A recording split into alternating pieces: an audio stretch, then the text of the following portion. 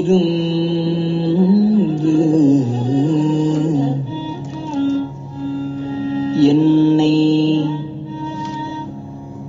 ஆண்டுகொள் விற்றுக்கொள் ஒற்றிவை என்னின் அல்லால்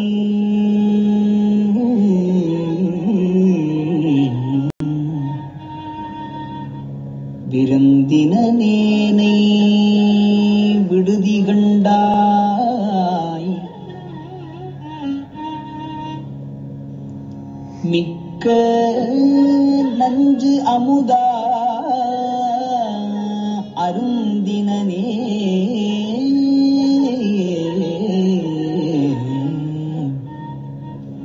மன்னும் உத்தரகோசமங்கைக்கு அரசே மருந்தினனே பிறவிப் பிணிப்பட்டு மடங்கினக்கே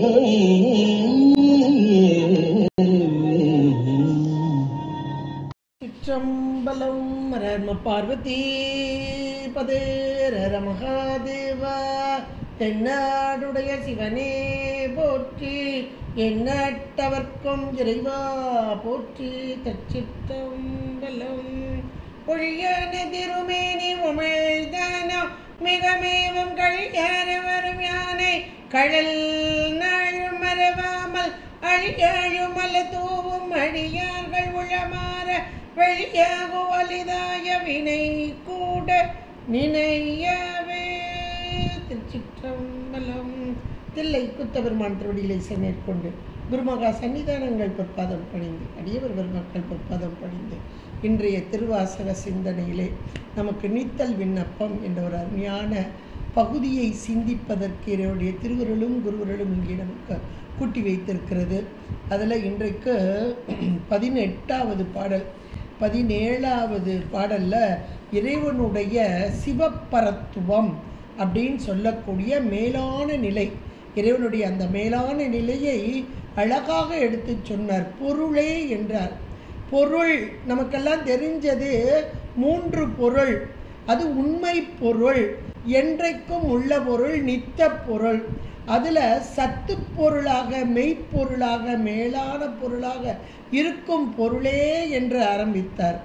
அடுத்து இறைவனுடைய புகழை இகழ்வார்களுக்கு வெருளே என்றார். அடுத்து மெய்மையார் விழுங்கும் அருளே என்றார்.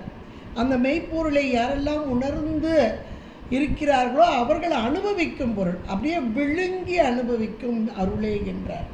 அடுத்து இருளே என்றார். புறச்சமயத்தவர்களுக்கு, அறியாதவர்களுக்கு இருளே. அப்படியாக ஒரு அருமையான ஒரு இறைவனுடைய பரத்துவம் அப்படின்னு சொல்லக்கூடிய சிவப்பரத்துவம் அந்த 17வது பாடலிலே சொல்லப்பட்டது.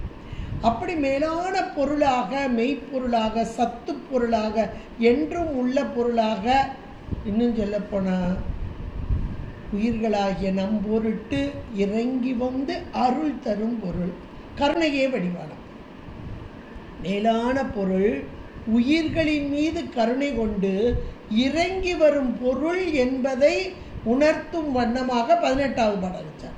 17வது பாடல் சிவப்பரத்துவம், இவருடைய மேலான நிலை அங்கே சொல்லப்பட்டது. அப்படிப்பட்ட பரம்பொருள் உயிர்களின் பொருட்டு, உயிர்கள் மேல் உள்ள கருணையினால் இறங்கி வந்து நமக்கு அருள் பாலிக்கும் தன்மையை இங்கே எடுத்து சொல்கிறார். அதைத்தான் இந்த 18வது பாடலில் இருந்து என்னை ஆண்டுகொள். இருந்து அந்த வார்த்தையவே நல்லா நீங்கள் அண்டர்லைன் பண்ணி வச்சுக்கோங்க. ஏன்னா இறைவன் இருக்கிறான். ஏன்னா நமக்கு எல்லாருக்குமே இறைவன் இருக்கிறான் என்பதில் சந்தேகமே கிடையாது. அவன் இருக்கிறான்.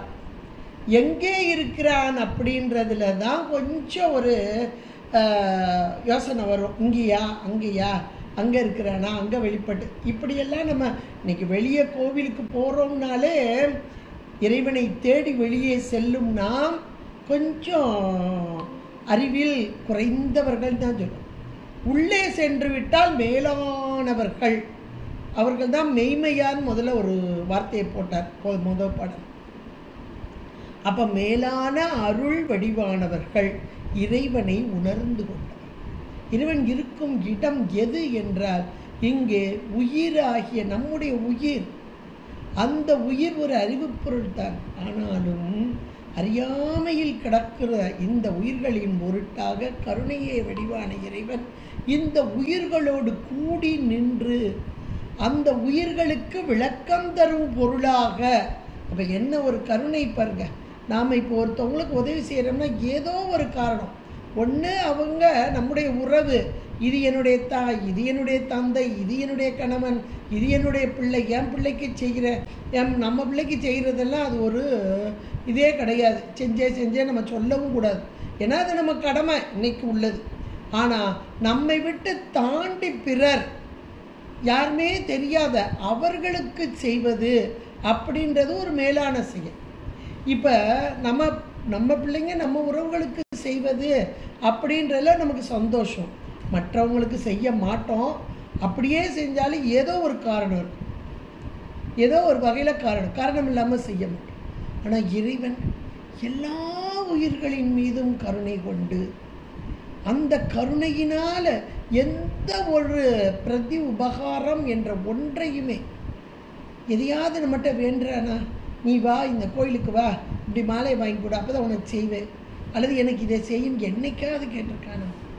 வந்தாலும் சரி வரவில்லைனாலும் சரி, நினைந்தாலும் சரி நினையலைனாலும் சரி, நமக்கு வேண்டியதை கொடுத்துக்கிட்டே இருக்கிறான். இந்த கருணை அவ்வியாஜ கருணாமூர்த்தியே அப்படின்னு நமக்கு லலிதா சஹஸ்ரநாமம் சொல்லும். அவ்வியாஜ, எந்த ஒரு எதிர்பார்ப்பு இல்லை, பெரும் கருணை, அதான் பரம தயாளு என்று இறைவனை சொல்வார்கள். அந்த நிலையிலே இப்போ இறைவன் எங்கே இருக்கிறான் அப்படின்னா உயிர்களாகிய நம்முடைய அறிவிலே, உயிர் அறிவிலே வீற்றிருந்து, அதான் இருந்து, அறிவிலே வீற்றிருந்து. அப்போ இங்கே மணிவாசகர் நல்ல ஒரு பக்குவமடைந்த ஆன்மா. அந்த பக்குவமடைந்த ஆன்மா இறைவனை கண்டு கொண்டது. எங்கே இருக்கும் இறைவனை?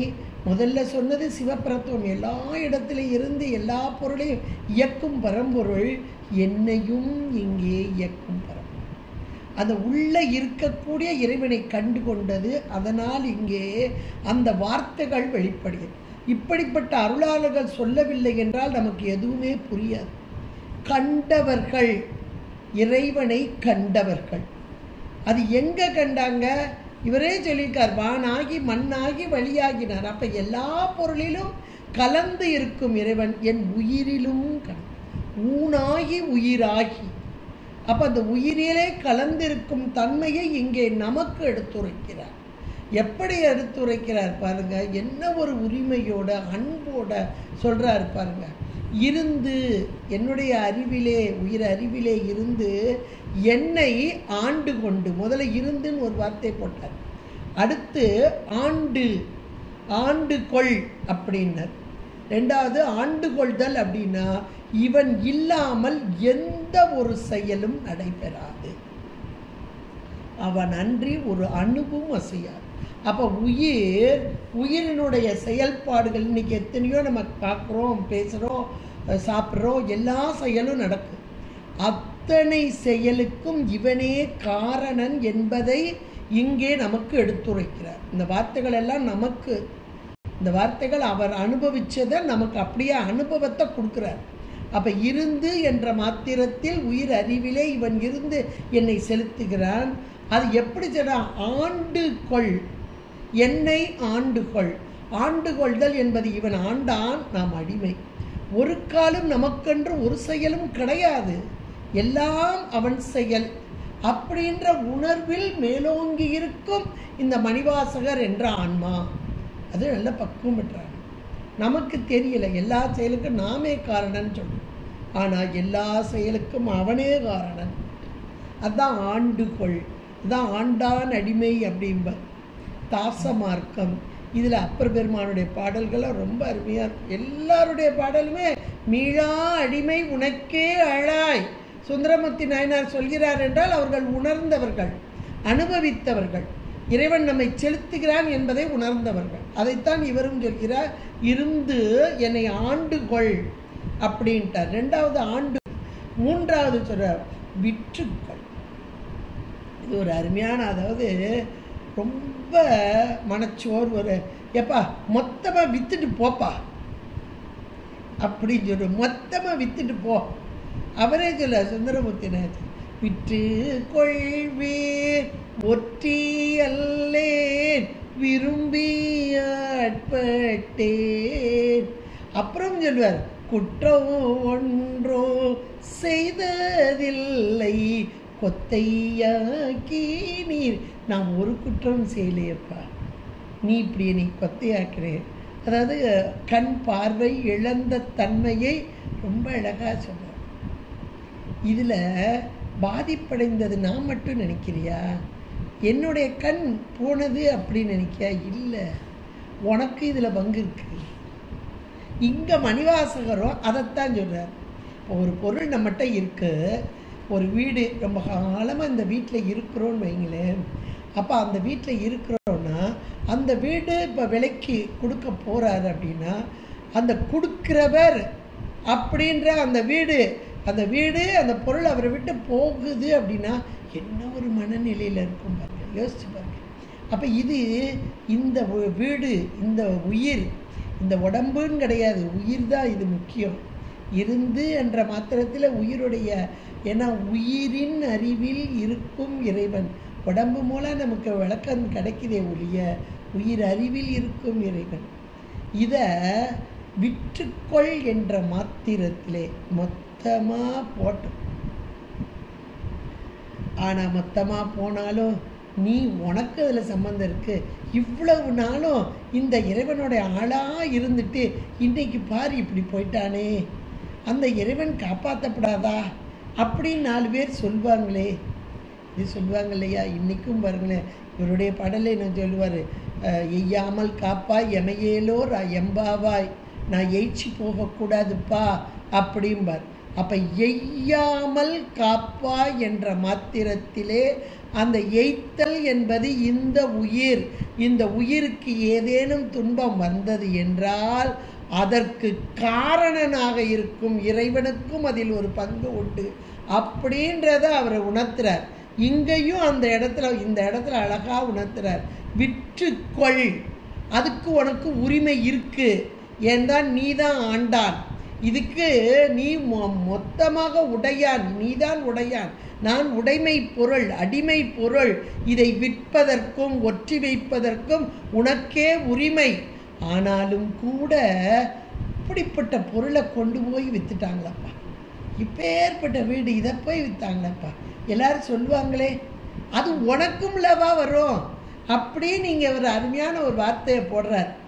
அப்போ என்ன ஒரு மனதிற்குள் இறைவன் மீது ஒரு அன்பு இருந்தால், உரிமை இருந்தால் இதை சொல்வார் பாருங்க. அந்த உணர்தல் உரிமையோடு அந்த உணரும் தன்மை இந்த அருளாளர்களுக்கே ஒரு, நமக்கு இன்னும் அந்த இறைவனுடைய இருப்பும் தெரியல, இறைவன் செய்யும் செயலும் நமக்கு புரியலை. அவர்கள் நன்றாக உணர்ந்து அனுபவித்தார்கள்.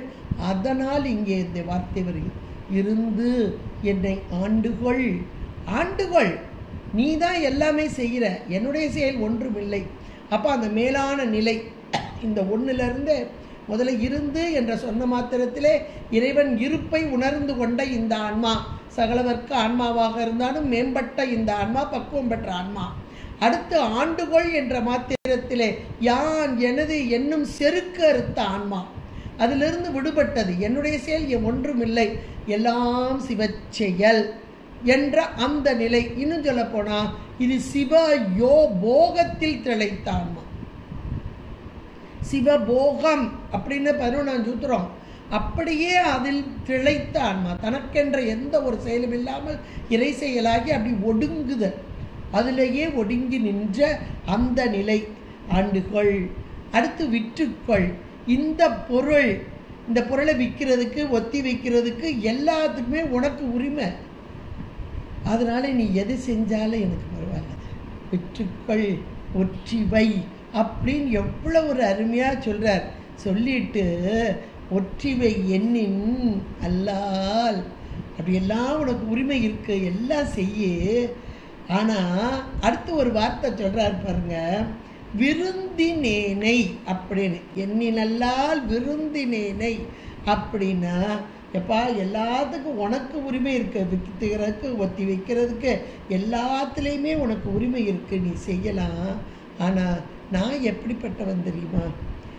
நிறைய பேர் பல அடியார்கள் புத்தடியார்கள். அதை இதுலேயும் சொல்லுவார் நமக்கு, புத்தடியோம் புண்மை தீர்த்து ஆட்கொண்டால் பொல்லாதோ அப்படிம்பார். நாங்கள் புதுசாக வந்தவங்க, இந்த புதுசாக வந்தவங்களுக்கு ஒரு சில நுணுக்கம் தெரியாது, இப்படி நடக்கணும் அப்படி நடக்கணும். அப்போ தெரியாதவங்களுக்கு சொல்லி கொடுக்கறத விட்டு தண்டனை கொடுக்கலாமா அப்படின்னு அந்த இடத்துல சொல்வார். இதே மாதிரி இந்த இடத்துல ஒரு வார்த்தையை போடுறாரு, விருந்தினேனை. விருந்து என்ற ஒரு சொல் தமிழிலே உண்டு. வீட்டுக்கு வர்றவங்களுக்கு விருந்தாளி வந்திருக்காங்க அப்படிம்போம். இன்றைக்கு விருந்தாளினா நம்முடைய சொந்தக்காரங்களைத்தான் நம்ம விருந்தாளிங்கிறோம். உண்மையிலேயே விருந்து என்பது முன்பின் தெரியாமல் எங்கிருந்தோ வந்த அவர்களைத்தான் புதுமை. விருந்து என்ற சொல்லுக்கு புதுமை என்ற ஒரு பொருள். புதிதாக வருபவர்களைத்தான் விருந்தினர்கள் என்று சொல்வார்கள். அப்படித்தான் இங்கே 1000 பேர் இருடிகள் இருந்தார்கள்.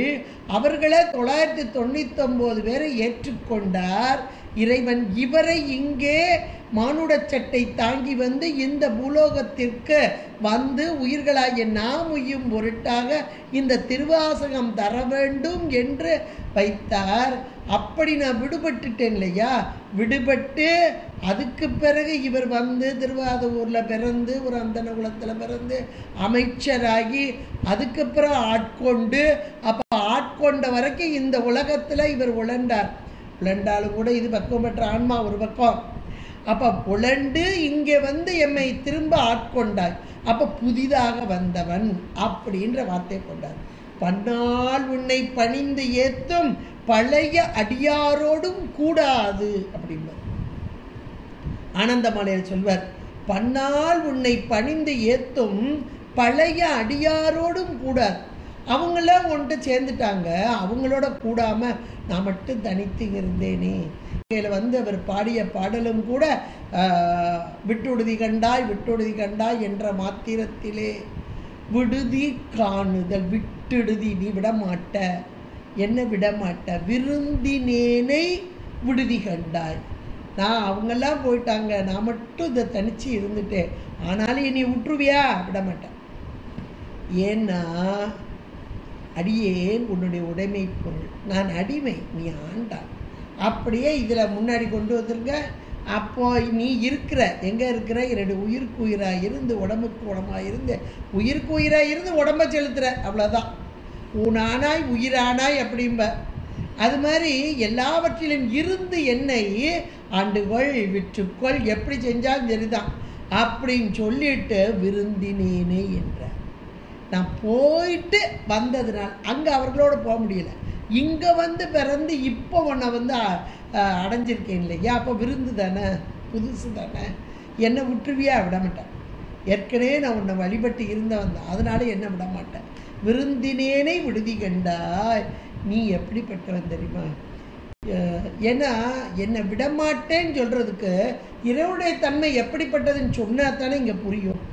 அப்போ இறைவன் எப்படிப்பட்டவன் அடுத்து சொல்கிறா பாருங்க, மிக்க நஞ்சு அமுதா அருந்தினேனே. எவ்வளோ ஒரு அருமையான வார்த்தை பாருங்க. நஞ்சு, கொடுமையான நஞ்சு. எல்லா தேவர்களும் பயந்து ஓடி வர்றாங்க. ஐயோ நஞ்சு வருது. அது எப்படி வருது? வெப்பம், கடுமையான நெருப்பு, புகையோடி கூடி வருது. பயந்து எல்லாரும் ஓடுறாங்க. ஒலம் இறைவா எம்பெருமானே எம்மை காக்க வேண்டும் என்று கைலாயத்தை நோக்கி ஓடினார்களாம். போகாதன்னு சொல்லிக்கிட்டே திருமால் போனாராம். அவர் உடம்பெல்லாம் நீல கலராகியதான். நீல வண்ணன், கருநீல வண்ணன் அப்படின்னு அவருக்கு பேர். இந்த கரும் புகையெல்லாம் அவர் மீது படிந்து கருநீல வண்ணமாக மாறியதான். அப்பேற்பட்ட நஞ்சு, அந்த நஞ்சையெல்லாம் அவர்களால் தாங்க முடியாத நஞ்சை, இது நமக்கு தீமை செய்யும் என்று கூட சாமி நினைக்கல. தீமையான ஒரு பொருள் தீமை செய்யும் பொருள் என்று நினைக்கல. அவர்கள் எங்களால் தாங்க முடியலை, எங்களை காக்க வேண்டும் என்ற மாத்திரத்தில் அந்த பொருளை தான் ஏற்றுக்கொண்டார். எப்படி ஏற்றுக்கொண்டாரா? அமுதம் போல ஏற்றுக்கொண்டாராம். நஞ்சா சாப்பிட்றது இல்லை. இப்போது நம்ம வீட்டில் பாகக்காய் வைப்போம். பாகக்காய் கசப்புன்னு என்ன செய்வோம்? கூட கொஞ்சம் எண்ணெயை போட்டு நல்லா ஃப்ரை பண்ணிடுவோம். அப்போ தாங்க கொஞ்சம் கசப்பு நீங்கும். இல்லைன்னா கொஞ்சம் புளி விட்டு கொஞ்சம் மசாலா போட்டோம்னா கொஞ்சம் கசப்பு நீங்கும். பாகக்காயாக சாப்பிட்டா நல்லது. பாகக்காயை வேற ஒரு பொருளாக மாற்றி சாப்பிட்றதுல என்னங்க விசேஷம் இருக்குது? இப்போ நம்ம சாமி என்ன செய்யறார்? அதனால தான் இறைவனுடைய பெருமை இங்கே பேசப்படுகிறது. அவர் சொல்கிறார், மிக்க நஞ்சு தான் அது. ஆனால் அந்த நஞ்சை அமுதம் சாப்பிட்டா எப்படி சந்தோஷமாக சாப்பிடுவாங்களோ அதுபோல சாப்பிட்றாங்க. அப்போ இதில் இருந்து நாம் உணர்ந்து கொள்ள வேண்டியது எது என்றால், நமக்கு வரும் துன்பங்கள், நமக்கு வரும் இடர்பாடுகள் அத்தனையையும் இறைவன் சந்தோஷமாக ஒரு அமுதம் உண்டா எவ்வளோ சந்தோஷம், அதுபோல ஏற்றுக்கொள்ளும் தன்மை இறைவனுக்கு உண்டு. நமக்கு நஞ்சு துன்பம் தரும் பொருள், ஆனால் அவனுக்கோ அது இன்பம் தரும் பொருளாக ஏற்றுக்கொள்கிறான். அப்போ பிறருடைய துன்பத்தை நீக்குவதில் பேரின்பம் காணும் இறைவன். இவ்வளோதான். அப்போ நமக்கு துன்பம் வருதுன்னா இறைவன் நம்முடைய துன்பத்தை ஏற்றுக்கொள்வான் என்ற உணர்வு நமக்கு வர வேண்டும் என்பதற்குத்தான் கண்டத்திலே அப்படியே நிறுத்தி வைத்தான் இறைவன். இந்த கண்டத்து கருநீலத்தை பார்க்கும் போதெல்லாம் நம்முடைய துன்பங்கள் அத்தனையும் இவன் ஏற்றுக்கொள்வான் என்ற உணர்வு நமக்கு ஏற்பட்டு அவனுடைய கருணையின் திறமும் வெளிப்பட வேண்டும். அதைத்தான் இந்த வார்த்தை அருமையாக கொடுக்குறாரு. அந்த நஞ்சை எப்படி உண்டான்னா, வேண்டா வெறுப்புகளை என்ன செய்ய அப்படின்லாம் இல்லை, அமுதம் போல உண்டான். ஒரு அமுதத்தை உண்டால் எவ்வளவு சந்தோஷமாக ஏற்றுக்கொள்வார்களோ அதுபோல நஞ்சு, அது மிக்க நஞ்சு, கொடுமையான நஞ்சு, அதை அமுதா அருந்தினேனே. அருமையான வார்த்தை, அருந்துதல். அந்த அருந்துதல் என்பது ஏற்றுக்கொள்தல். அதை மொத்தமாக போட்டு விழுங்கினா என்ன செய்ய அப்படிலாம் இல்லை, அப்படியே மெதுவாக அப்படியே அருந்துதல். அருந்தினேனே. அடுத்து, மண்ணும் உத்தரகோச மங்கைக்கு அரசே, நீ எப்படிப்பட்டவன்? நிலைத்த தன்மையை உடையவன். இந்த உத்தரகோச மங்கை என்ற ஒரு தலம், அது என்றைக்கு என்றைக்கு உலகம் இருக்கோ அன்னைக்கே இருக்கு. மண் தோன்றும் முன்பே மங்கை தோன்றியது அப்படிப்பட்ட அற்புதமான தலத்திலே வீற்றிருந்து அருள் பாலிக்கும் இறைவா எம்பெருமான் என்று சொல்லி, நீ மருந்தினேனே அப்படிங்கிறார். அடுத்த வார்த்தை, இறைவன் இங்கே உயிர்களாகிய நமக்கெல்லாம் மருந்தாகி வருகிறான். எதற்கு மருந்து அப்படின்னா, பிறவி பிணி பட்டு மடங்கினர்க்கே இவன் மருந்தாகி வருகிறான். யாருக்கு? பிறவி பிணி. பிணித்தல் என்றால் அப்படியே மீண்டும் மீண்டும் மீண்டும் பிணித்து கொண்டிருப்பது. நம்மகிட்ட இருக்கிறது பிறவி பிணி மட்டும் இல்லை, பசிப்பிணி. உடல் எடுத்த அனைவருக்கும் இருப்பது இன்றைக்கு தெரிவது பசிப்பிணி. பிறவி பிணி கூட தெரியல, ஆனால் சொல்கிறாங்க இருக்குது. இது போய் இவர் போய் அவராய், அவர் போய் இவராய்ன்னு சொல்கிறாங்க. ஆனால் பசிப்பினி இன்னைக்கு அனுபவிக்கிறோம் பாருங்க, என்ன ஒரு துன்பத்தை கொடுத்து கொண்டு இருக்கிறது. மீண்டும் மீண்டும் பசி என்ற உணர்வு வந்து நமக்கு துன்பத்தை கொடுத்து கொண்டு இருக்கிறது.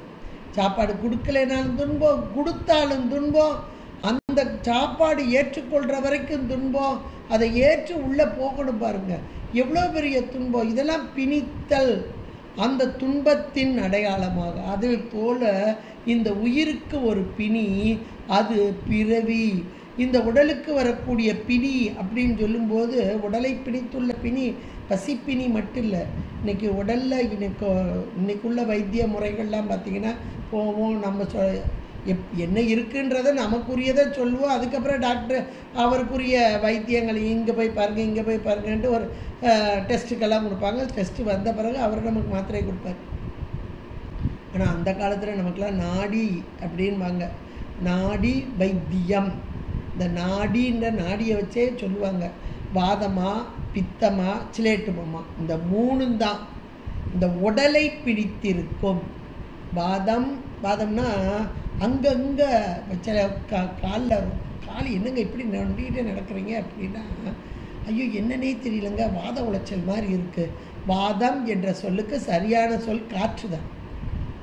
அந்த 10 தசவாயுக்கள் தான் நம்மளை கட்டி போட்டிருக்கு ஒவ்வொன்றுக்கும். இப்போ கால் ஃபங்க்ஷன் கை ஃபங்க்ஷன் அப்படின்னா அதுக்கு ஒரு காற்று, அப்புறம் டைஜஷன் அதுக்கு ஒரு காற்று, இப்படி ஒவ்வொன்றுக்கும் 10 வாயுக்கள் இருக்குது. அப்போ அந்த வாதம் சம்பந்தமாக காற்று சம்பந்தமாக வரும் பிணி. பித்தம் நம்முடைய உடல்லையே சுரக்கக்கூடிய நீர், பித்த நீர் அதிகமாக சுரந்துட்டா ஐயோ வாயெல்லாம் கசக்குது அப்படிம்போம். சுரக்கிறது குறைஞ்சிட்டா உடம்பே சோர்வு, சாப்பிட முடியாது, இப்படியெல்லாம் வரும். சிலேட்டுமம் இந்த சளி அப்படிம்பாங்க, அது அங்கங்கே கருன்னு இழுத்துட்டு இருக்கும். இப்போ இந்த மூன்றும் ஒரு அளவில் இருக்கணும், மூணுமே ஒரு அளவில் இருக்கணும். இது சரியான அளவில் இல்லை அப்படின்னா உடம்போடைய ஃபங்க்ஷன் எல்லாமே இதாகிடும். அப்போ அதை சரியான சமன் அளவில் வச்சு இருந்தால் நமக்கு ஆரோக்கியமான உடம்பு. இது எங்கே நமக்கு ஆரோக்கியமாக இருக்கும்? நம்ம சாப்பிட்ற சாப்பாட்டில் ஒன்று வாய்வு கூடும், இல்லை பித்தம் கூடும், அல்லது சிலேட்டமாக கூடும். இப்படியெல்லாம் 3 மாறி மாறி வருது இல்லையா? இந்த 3ம் தான் பிணித்து எது உடலை, இந்த உடலுக்குரிய பிணியாக சொல்லப்படக்கூடியது. இதே போல் உடலுக்குரிய பிணி, பசிப்பிணி மட்டும் இல்லை, இந்த 3 பிணிச்சிக்கிட்டே இருக்குது. மேலே மேலே ஒன்று கூடுது ஒன்று குறையுது. அதனால இந்த உடம்புக்கு மீண்டும் மீண்டும் துன்பம் வந்துட்டு. இதே போல் உயிரை ஒன்று பிணித்து கொண்டு இருக்கிறது. ஏற்கனவே உள்ள மலம் ஆணவம், அதை நீக்கிறதுக்காக சேர்க்கப்பட்ட மாயா கண்மம், இந்த 3ம் சேர்ந்து உயிரை பிணித்து கொண்டு இருக்கிறது. அதனால் பிறவி என்ற ஒன்று வந்து கொண்டே இருக்கு. இந்த உடலுக்கு நோய் வருது, உயிருக்கு பிறவி வருது, அவ்வளவுதான். அப்போ அந்த உடல் பிணி அதை நீக்கும் ஒரு மருந்து, அது நம்ம எல்லாருக்கும் தெரியும். இதை பித்த அதிகமாயிட்டா கொஞ்சம் இதை போட்டு குடி, கஷாயம் போட்டு குடி அப்படிம்பாங்க. சிலேட்டும் அதிகமாயிட்டா இதை போட்டு குடிம்பாங்க. அது அந்த கால வைத்தியம், இந்த கால வைத்தியம் இல்லை. இந்த காலம் நம்ம ஒரு டாக்டர்கிட்ட போகிறோன்னு வைங்களேன், ஏதோ ஒன்று அதை குறைக்கிறதுக்கு ஒரு வைத்தியம். ஆனால் உயிரில் இருக்கக்கூடிய இந்த 3 மலங்கள் இது கூடுது குறையுதுன்னு நம்ம எப்படி கண்டுபிடிக்கிறது? இதுதான் மேலான ஒன்று. இப்போ இந்த உடலை பிணித்துள்ள இந்த 3, அந்த 3ல் ஒன்று கூடுது குறையுதுன்னா நம்மளை முடக்கி வச்சிரும். வாதம்லாம் முடக்கு வாதம்பாங்க. காலை அசைக்க முடியலை என்னால் அப்படின்னு நம்ம சொல்கிறோம் இல்லையா? அசைக்க முடியாததுக்கு காரணம் அங்கே இருக்க ஃபங்க்ஷன், அந்த வாதம் சம்பந்தப்பட்ட, அதாவது காற்று சம்பந்தப்பட்டது அங்கே ஏதோ குறையுது இல்லை கூடுது. அதனால் அது முடக்கு வாதம், முடக்கி வைத்தல். இந்த இடத்துல பிறவி பிணிப்பட்டு மடங்கினர், மடங்குதல் அப்படின்னு ஒரு வார்த்தை வருது. மடங்குதல் என்பது முடக்குதல். எப்படி நம்முடைய உடற்கு வரும் பிணி நம்மை முடக்குகிறதோ, எந்த ஒரு செயலும் செய்ய முடியாது. இப்போ காலுன்னா நடக்கணும், நடக்க முடியாமல் முடக்கிடும். இப்போ இதே மாதிரி ஒவ்வொன்றையும் வச்சு பாருங்க. பித்த நீர் அப்படின்னா அது கொஞ்சம் அதிகமாச்சுன்னா காய்ச்சல் வந்துடும், அப்படியே படுக்கையில் நம்மளை போட்டுரும். ஒவ்வொன்றுமே வாதம் பித்தம் சிலேட்டம் 3மே கூட குறைய வரும்போது உடலுடைய ஃபங்க்ஷன் நின்று அந்த உடலினால் செய்யும் செயல்கள் எல்லாம் நின்று போயிடும். அதான் மடங்குதல், மடங்கி நிற்பு. இதே போல உயிரும் செயல்பட முடியாமல் மடங்கி நிற்கிறது. எதனால்? அந்த மலம், ஆணவ மலம் என்ற இருள் மலத்தினால் செயல்படாமல் இருக்கிறது. இப்போ அறிவு செயல்படணும்னு சொல்லி தான் சாமி என்ன செய்கிறாரு, அந்த ஆணவ மலத்தை கொஞ்சம் நீக்குதல், நிவர்த்தி, பிரதிஷ்டை, வித்தை, கொஞ்சம் அறிவு. அப்போ இறைவனுடைய அந்த அறிவு கொஞ்சம் போய் அதில் உட்காரு, அந்த ஆணவ மலத்தை நீக்கி கொஞ்சம் விளக்கம் வருது. அப்போ அந்த விளக்கம் தர்றதுக்கு இப்போ சாமி எதை கூட்டி வைக்கிறார்? மாயையின் காரியங்களை கூட்டி வைக்கிறார். அப்போ மாயையின் காரியம் விளக்க வருது, அது கண்மத்துக்கு ஈடாக வருகிறது. கண்மத்துக்கு ஈடாக வந்த மாயையின் காரியம் இந்த ஆணவமல சார்பு பெற்ற போது, ஆணவமலத்துடைய காரியம் என்னெல்லாம் நம்ம பார்த்துருக்கோம், 7 வகையாக வருது. மோகம், மதம், ஆச்சரியம், கோபம், பொறாமை, இதெல்லாம் வரும். அதனோடு சேரும்போது மாயை என்ற விளக்க வந்த பொருள் இங்கே ஐயமாக தெளிவாக மயங்கி போய் நிற்கும். மாயை மயக்கவும் செய்யும். இந்த விகுதி அது விளக்க தான் வந்துச்சு, ஆனால் மலத்தோடு கூடி மயக்கவும் செய்யும். அப்போ இந்த இடத்துல பிறவி பிணி பட்டு மடங்கினர், இவன் மருந்தாக வருகிறான். எப்படி உடல் பிணிக்கு ஒரு மருந்து தேவைப்படுகிறதோ அந்த மருந்து இல்லாமல் உடலானது செயல்பாடு இல்லாமல் போயிடும், மடங்கி போயிடும். அதே போல இறைவன் மருந்தாக வருகிறான். இதுமாகி தீரா வல்வினை நோய் தீர்த்து அருள வல்லான் தன்னை. எவ்வளோ அழகா சொல்றார். மருந்தவை மந்திரம் மறுமை நன்னெறியவை மற்றும் எல்லாம். ஞானசம்பந்த பெருமான் எவ்வளோ அழகா மருந்தாகி மந்திரமாகி வரும் இறைவன். எதுக்கு மருந்தாகி வருகிறான்? உடற்பிணியை தீர்ப்பதற்கு ஒரு மருந்து இருக்கிறது. இந்த உயிர்ப்பிணியை தீர்க்கும் மருந்தாகி இறைவன் வருகிறான். ஏன்னா இந்த மடங்கி போயிருக்கிறது, இந்த பிணியினால் எந்த ஒன்றையும் செய்ய முடியாமல் மடங்கி போயிருக்கிறது. ஆணவம் என்ற ஒரு நோய், அதை தீர்ப்பதற்காக இறைவன் கூட்டி வைத்த 2 பொருள். ஒன்று விளக்கம் தந்தவர், விளக்கம் தருவதற்காக வந்த மாயை, மாயையின் காரியம். அந்த மாயையின் காரியம் கண்மத்துக்கு ஈடாக வந்து இந்த வினைகளையெல்லாம் அனுபவித்தல். வினை போகவே ஒரு தேகம், அந்த வினை அனுபவத்திலே உயிருக்கு அறிவு விளக்கம், அந்த மலம் பரிபாகப்படுதல். இவ்வளவு எங்கிருந்து செய்கிறான் சாமின்னா, இருந்து உயிரின் அறிவில் இருந்து என்னை ஆண்டுகள். இப்போ கொண்டு இந்த வார்த்தையை போடுங்க புரியும். அப்போ இந்த மருந்தினேனே எதுக்கு? பிறவி பிணிப்பட்டு மடங்கினர்க்கு. பிறவி என்ற ஒரு பிணி மீண்டும் மீண்டும் மீண்டும் பிடித்து கொண்டிருக்கிறது. அதற்கு மருந்தாக வரும் இறைவா எம்பெருமானே, நீ உயிர் அறிவிலே இருந்து என்னை ஆண்டுகள். இதை சொல்லிட்டு அப்படி அதை கொண்டு வாங்க, உங்களுக்கு எளிமையாக புரியும்.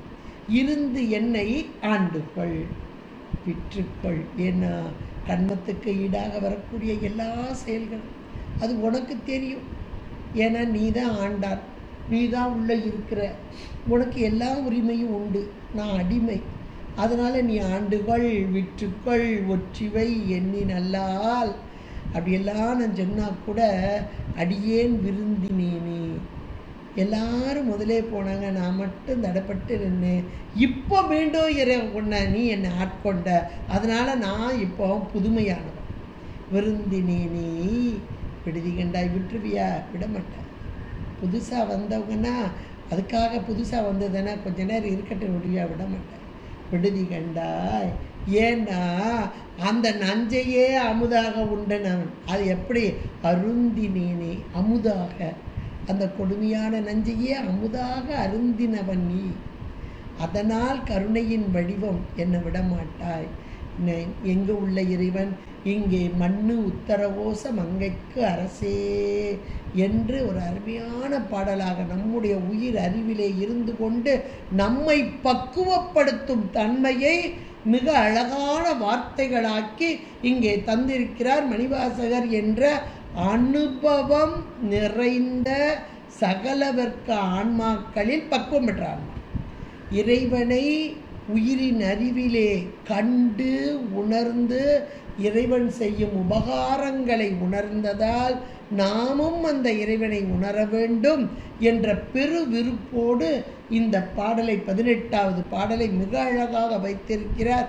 இருந்து என்னை ஆண்டுகள், விற்றுக்கள் ஒற்றிவை. இதுக்கெல்லாம் காரணம் விற்கிறதோ ஒத்தி வைக்கிறதோ அவனுக்கு விருப்பமா அப்படின்னா அவனுக்கு இன்னைக்கு வரக்கூடிய நமக்கு உடம்புக்கு வரக்கூடிய துன்பம், அடுத்து உயிருக்கு வரக்கூடிய மீண்டும் பிறவி, இதெல்லாம் அப்படியே சொல்கிறாரு. விற்றுக்கொள் ஒற்றிவை அப்படிங்கிறாரு. உடலுக்கு வரக்கூடிய துன்பமும் உயிருக்கு வரக்கூடிய பிறவியும் மீண்டும் மீண்டும் வருகிறது என்றால் அதில் அவனுக்கு உடன்பாடா? அவனுக்கும் இதிலே அதை இவர் சொல்கிறாரு, உனக்கு இருக்குப்பா இதில் பங்கு. இப்போ எனக்கு விட்டுருக்கிற ஒத்திக்கிறேன்னா உனக்கு இருக்கு. காரணம் நீ என் உயிரிலே கலந்து இருக்கிறார், நீ ஆண்டான் அப்படிங்கிறார். அப்போ இறைவனுக்கு இது விருப்பமா நமக்கு மீண்டும் மீண்டும் பிறவியை கொடுப்பதிலே என்றால் நாம் அந்த பேரானந்த நிலையை அடைய வேண்டும், துன்பத்திலிருந்து நீங்க வேண்டும் என்ற பெருவிருப்பம். அதை அழகாக அவர்கள் உணர்ந்தார்கள், நமக்கும் உணர்த்தினார். அந்த உணர்த்துதலை நாம் புரிந்து கொண்டாலே போதும் இறைவன் எப்படிப்பட்டவன் கருணாமூர்த்தி என்பதை உணர்ந்து கொள்ளலாம். அருமையான பாட்டு. இருந்து என்னை ஆண்டுகள் விற்றுக்கள் ஒற்றிவை எண்ணி நல்லால் விருந்தினேனை விடுதி கண்டாய் மிக்க நஞ்சு அமுதா அருந்தினேனே மண்ணும் உத்தரகோச மங்கைக்கு அரசே மருந்தினனே. நீ மருந்து போன்றவன். எதுக்கு? பிறவி பிணி பட்டு மடங்கினருக்கு. இப்படி மடங்கி போய் கிடக்கும், ஒன்றும் செய்ய முடியாமல் அந்த பிறவி பிணியில், அப்படிப்பட்டவர்களுக்கு மருந்தாகி வருபவனே என்று மணிவாசகர் என்ற பக்குவம் பெற்ற ஆன்மா நம்பொருட்டு கொடுத்த அற்புதமான ஒரு பாடலாக இந்த 18வது பாடல் அமைந்துள்ளது. இந்த பாடலை இன்றைக்கு சிந்திப்பதற்கு இறைவனுடைய திருவருளும் குருவருளும் கூட்டியமைக்க திருவருளுக்கும் குருவருளுக்கும் நன்றி கூறி இதுகாரும் கேட்டு மகிழ்ந்த உங்களுடைய பொற்பாதம் வணங்கி உங்களிடமிருந்து விடைபெறுகிறேன். நன்றி, வணக்கம். திருச்சிற்றம்பலம். அரர்ம பார்வதி பதேர மகாதேவ. தென்னாடுடைய சிவனே போற்றி, எந்நாட்டவர்க்கும் இறைவா போற்றி. திருச்சிற்றம்.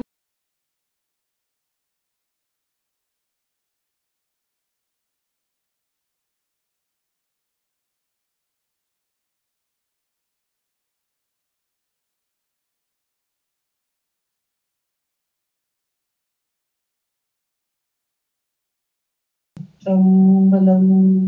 ரம பார்வதி பதேர மகாதேவா. தென்னாடுடைய சிவனே போற்றி, எந்நாட்டவர்க்கும் இறைவா போற்றி.